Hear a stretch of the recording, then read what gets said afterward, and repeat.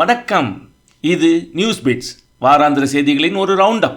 இந்த புதிய முயற்சிக்கு வாழ்த்தி லைக் போடுங்க, உங்கள் கமெண்ட்ஸ்களையும் பதிவிடுங்க. கூடவே இதுவரை இந்த சேனலை சப்ஸ்கிரைப் செய்யலைன்னா அதையும் செஞ்சிடுங்க. ரைட், வாங்க நியூஸ் பிட்ஸை ஒரு கை பார்ப்போம்.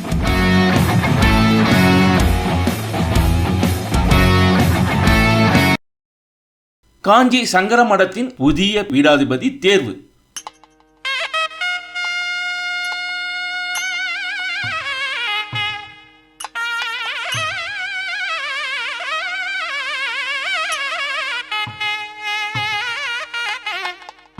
புதிய பீடாதிபதியின் பெயர் தத்து சத்திய வேங்கட சூரிய சுப்பிரமணிய கணேச சர்மா டிராவிட். மூச்சு வாங்குதுடா சாமி, பேரை நினைவு வச்சுக்கவே தினமும் பாதாம் பிஸ்தான்லாம் திங்கணும் போல. அது சரி, 20 வயசே ஆன தூசா வேசு சு காஷா டிராவிட் எப்படி 2006 வேதம் கற்க தொடங்கி ஆசி வாங்கினார்? அநேகமாக அப்போது அவருக்கு 1 வயசு இருந்திருக்கும். அப்போவே வேதம் கற்றுக்க ஆரம்பிச்சிட்டாரா? இது வேறு லெவல் உருட்டாக இருக்கே. ஒருவேளை அபிமன்யு போல் வயிற்றிலே இருந்து கற்றுக்க ஆரம்பிச்சிட்டார் போல. எனிவே, வாழ்த்துக்கள் பீடாதிபதி. நீங்களாச்சும் அந்த ஜாதி கவர்லேருந்து வெளியே வந்து இந்துவாக இந்துக்களுக்கு சேவகம் செய்யுங்க, க்ஷேமமாக இருப்பேன். ரியல் ஹீரோவுக்கு மோதிரம் பரிசு.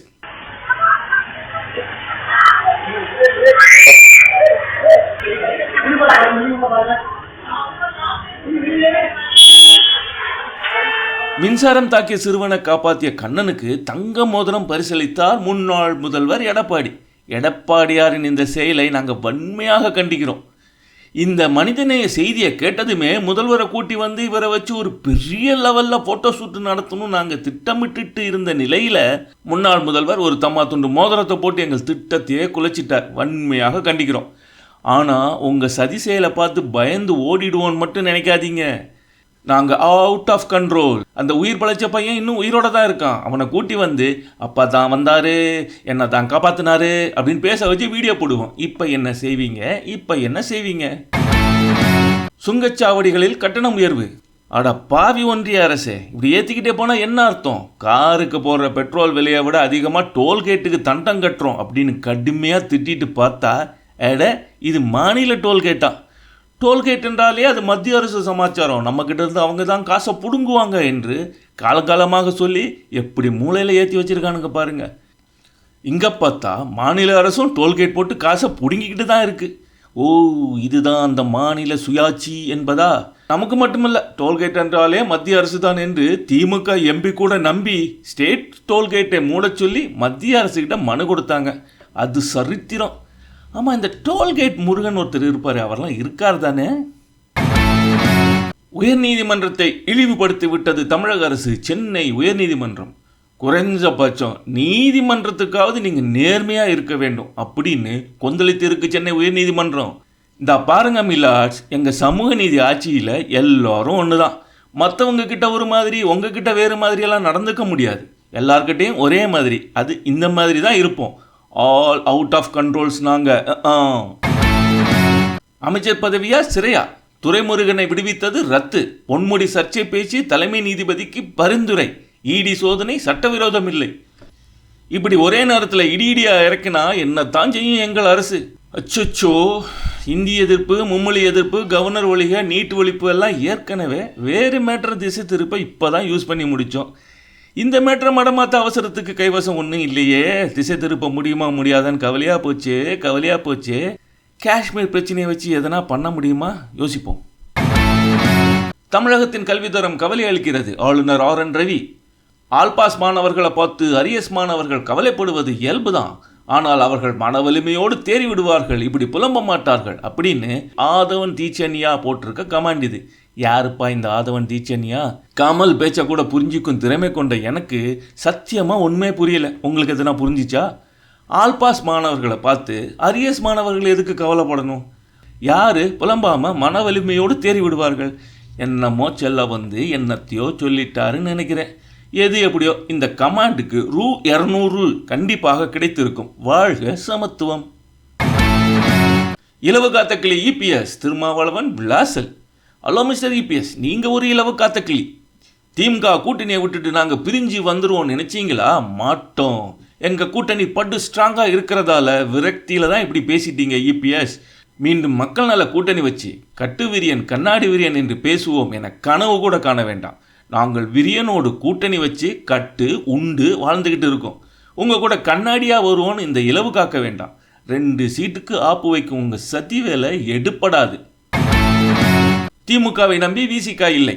இந்த கூட்டணியை மட்டுமே நம்பி நாங்கள் இருக்கிற மாதிரி ஒரு பிம்பத்தை கட்டமைக்க பார்க்குறாங்க.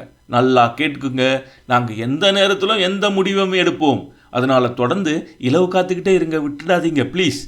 அட திருமாவின் இந்த அதிரடி எப்போல இருந்து 2 சீட்டுக்கும் குந்தகமா? அடா பாவமே. எதுக்கும் ஒரு 4-5 துண்டு வாங்கி அங்கங்கே போட்டு வச்சுக்குங்க, யூஸ் ஆகும். நல்லாட்சி வருவதற்கு காத்திருப்போம் அப்படின்னு போஸ்டர் அடிச்சிருக்கு சூர்யா நற்பணி மன்றம். அதாவது நடந்துக்கிட்டு இருக்கும் நம்ம விடியலார் ஆட்சி நல்லாட்சி இல்லைன்னு, அது போய் நல்லாட்சி வரணும்னு சொல்கிறாங்க போல. என்ன முதல்வர் சார் கேட்டுச்சா? பிச்சை கொடுக்கக்கூடாது மோடி சொல்லிட்டாராம். பிச்சைக்காரம்மா சொல்லுது. கொடுக்கக்கூடாது என்ன சொல்கிறாங்க கேட்குறவங்கள்ட்ட? மோடி தர்மமாக கொடுக்கக்கூடாது, உங்களுக்கு அனாதை ஆஸ்திக்கு அங்கே போங்கன்னு சொல்கிறாரு அப்படிங்கிறாரு. வரவங்க பூரா அதான் 1000 ரூபா கொடுக்குதுல விடியல் அரசு, அப்புறம் எதுக்கு பிச்சை வாங்குறேன்னு சொல்லிட்டார் போல. எந்த அளவுக்கு கீழே இறங்கி மோடி குறித்த பொய்களை சொல்லி மக்களை ஏமாத்திக்கிட்டு இருக்காங்கன்னு புரியுதா? படிக்காதவங்களுக்கு இப்படி, படித்தவங்களுக்கு இந்தி திணிப்பு, மும்மொழி கொள்கை, மாநில சுயாட்சி, நீட் எதிர்ப்பு, அடடடடா பழந்துன்னு கொட்டப்பட்ட கட்சியப்பா. யார் ஆட்சி செஞ்சாலும் ஊழலாட்சி என்கிறார் அமித்ஷா. RS பாரதி கடும் தாக்கு. சும்மா சொல்லாதீங்க சார். எப்பனாச்சும் அவர் பிஜேபி ஆள இடத்துல போய் ஊழலாட்சின்னு சொல்லியிருக்காரா? நீங்கள் வேணா தமிழக ஆட்சியை பிஜேபி கிட்ட கொடுத்து பாருங்க, கண்டிப்பாக சொல்ல மாட்டார். என்ன பந்தயம்? மூட நம்பிக்கையை ஒழிக்க திராவிட மாடல் அரசு சிறப்பு சட்டம் கொண்டு வருமானு கேட்டிருக்கார் சட்டமன்ற உறுப்பினர் எழிலன். சீக்கிரம் கொண்டு வாங்க சார். அப்படியாச்சும் இந்த திராவிட மாடல் ஆட்சியில் எதனா நல்லது நடக்கும் நம்புகிற பல பேரோட நம்பிக்கை ஒளிதான் பார்ப்போம். ஆனால் அதுக்கெல்லாம் வாய்ப்பே இல்லை ராசான்னு சொல்லிட்டார் அமைச்சர் ரகுபதி. அதானே பார்த்தேன், மூட நம்பிக்கை என்ன முக. எந்த ஊர் எந்த நாடுன்னு தெரியல, வீடியோ மட்டும்தான் சிக்கிச்சு. தீயில வாக்கிங் போகிறாங்க முஸ்லீம்ஸ். இது மூட நம்பிக்கையா இல்லையான்னு நம்ம எழிலன் தான் சொல்லணும். இந்தா தீ மிதியாக ஆரம்பிச்சிட்டாங்க. அப்போ காவடி எடுக்கிறது மொட்டை போடுறதெல்லாம் எப்போ செய்வாங்க? ஹலாலுக்கு பதில் இனி ஜட்கா இறைச்சி கிடைக்கும். ஹலாலோ ஜட்காவோ எங்களை எல்லாம் கொல்லாமல் விட மாட்டீங்களாடா என்று புலம்புது விலங்குகள் எல்லாம். அது சரி, உங்களை போட்டுத்தெல்லாம் எப்படி நாங்கள் பீப் அரசியல் நடத்துறதா? சிக்கன் சாப்பிட்ற மாதிரி பீப் சாப்பிட்றேன் அப்படின்னு துஷாரா விஜயன் சொல்லியிருக்காரு. நீ பீப் சாப்பிடு, இல்லை பீயை கூட சாப்பிடு, யார் தடுத்தா? ஆனால் அதில் என்ன சமூக அக்கறை இருக்குன்னு மட்டும் சொல்லிடு. அது சரி, இந்தியாவில் பீப் சாப்பிட எந்த தடையும் கிடையாதுன்னு தெரியுமா தெரியாதா உனக்கு? அதை சொல்லு முதல்ல. இப்படியெல்லாம் பேசினாதான் பெரிய சமூக ஆர்வலராமா. ஓகே, இந்த வார நியூஸ் பீட்ஸ் இவ்வளோதான். உங்களுக்கு பிடிச்சிருக்கா? இருந்தால் உங்கள் கமெண்ட்டை பதிவு செய்யுங்க. லைக் போடுங்க, சப்ஸ்கிரைப் பண்ணுங்க, இல்லை உங்கள் யோசனைகளையும் சொல்லுங்கள். நன்றி, மீண்டும் சந்திப்போம்.